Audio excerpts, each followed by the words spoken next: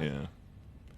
How do you Right. handle that, I guess? I don't know how to ask the question. Yeah. Appreciate that. It's a good thing, I guess. But that's just who I am. I believe it's a team game. Obviously, you're gonna have your guys that are your superstars, but my thing is I'm gonna trust the coach and play under the coach till the buzzer goes off. If I don't believe he's right, I'm still gonna do it.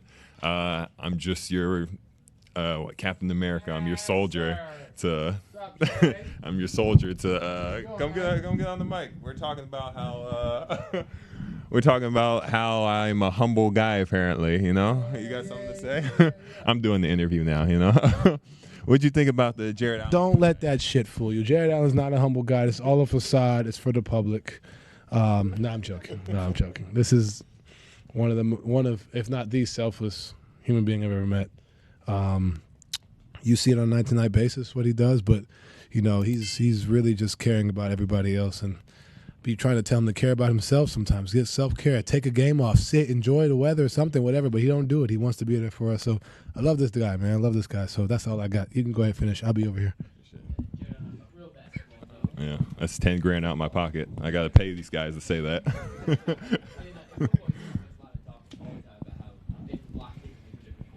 Right. In basketball, does the way you set screens and run dribble handoffs change with the guard or the other person you run? Yeah, absolutely. Donovan likes to screen certain ways, so that he can get to his pull-up. Darius likes his screen so he can get downhill to his floater. Max likes his screens, not even B screens. I have a different type of screen for every single guy on the team to try to get them to their best percentage shot. Thank you, guys. Thank you. Hold on. Might be hungry. She did? No, you. I actually went to do the whole bag. Oh no, it's at the what's it called? It's at the crib. I gotta be able to interchange them. You know what I'm saying? Okay. Hey, Donovan. How do you feel like you guys were able to change the game in the second half? Just intensity. I think I tell y'all it really starts, with our defensive intensity focus.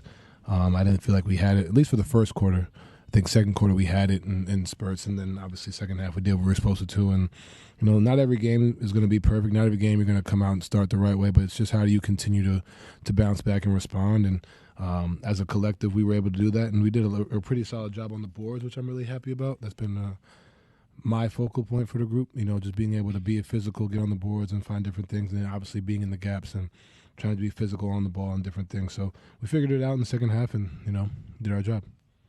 Isaac was talking the other day about trying to settle into a role, and on this kind of team, his minutes may be different, his touches may be different, like all those different things.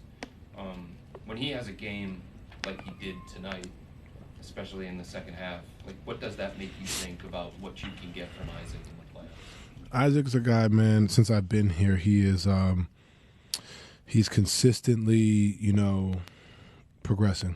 I think when I first got here, I only knew him as a defender, not a shooter. I think we all can say that. And he was, like I told y'all, he was always beating me to the gym, continuously shooting, knocking, trying to work on his shot. You see what he did last year. And then this year he's working on his half roll. Obviously defensively he is who he is, but being able to play in certain spots, being able to push the break, getting out in transition, doing little things, making it tough. That's what we need, and he's continuing to progress for us every single night. And like a night like tonight, man, it really just shows what he can bring for us. And I get on him because I'm like, man, you're number 2 in screen index. Don't know what the hell that means, but you're number 2.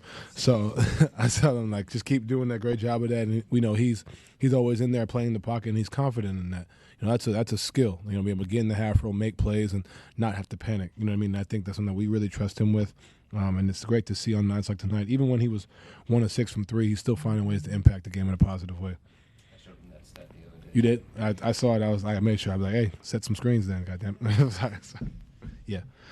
Dan, can you talk about some of the little things that you've been doing, the rebounding, the physicality, stuff like this? Is that one of the ways you can leadership, is by keeping those small things? Yeah, I think that's, really, especially after the little stretch I went on where things weren't so great, just trying to find ways to impact, the game, like I've been telling y'all.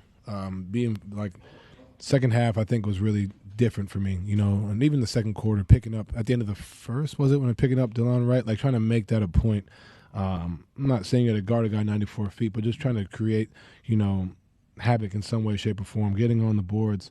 My goal, I set a goal for myself for rebounds per game. I'm not going to tell y'all what it is, but just trying to find ways to continue to help out the bigs on the glass, in the passing lane, disrupting stuff like that, finding guys when they're open.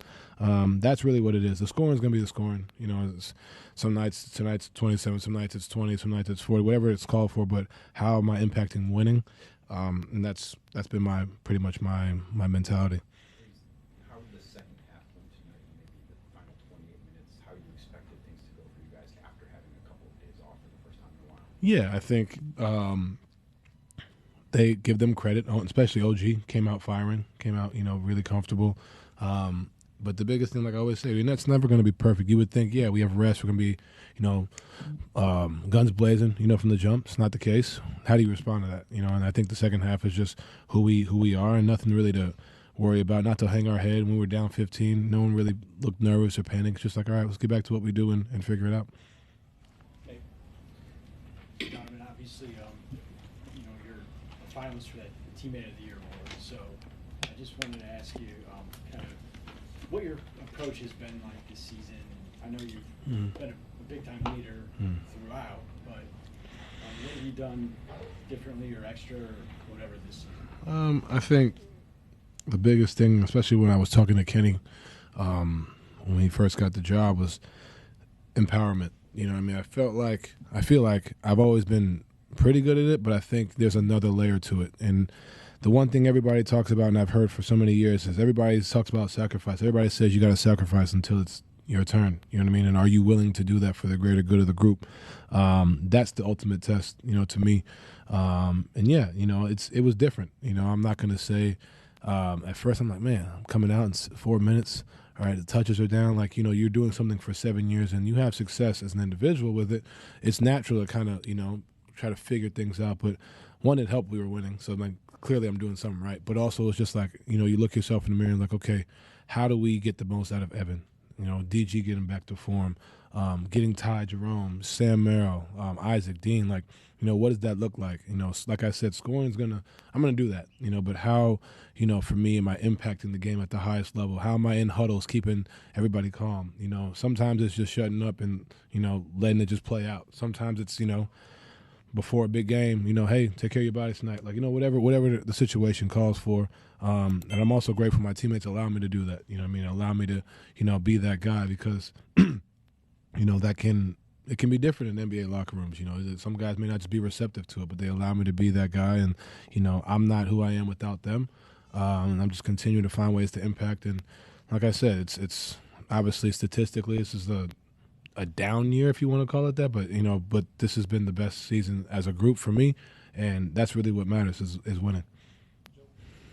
When you set goals, where do you write them in your phone? Where do you Yeah, in my phone. And then how often do you take a look at it? I think probably every 25 games or so. I think it's very interesting to me how for years I always thought you just score. I'm not gonna lie, I've seen it in my play at times, especially early in my career. That's all I knew, and this was all new to me. I didn't expect to be Donovan Mitchell. I'm not gonna lie to y'all, but okay, now how do you take another step? Cool. What does that look like? And for the first time in my career, I'm in the conversation for MVP. But it's a different approach. It's a different view on certain things, and that's ultimately what a leader and what a guy like myself should do, finding ways to impact winning, and that's, like I said, it was different at first, but now that's the goal. How do I continue to, help the team? Because when you help the team and when we win, everything else just kind of falls into place.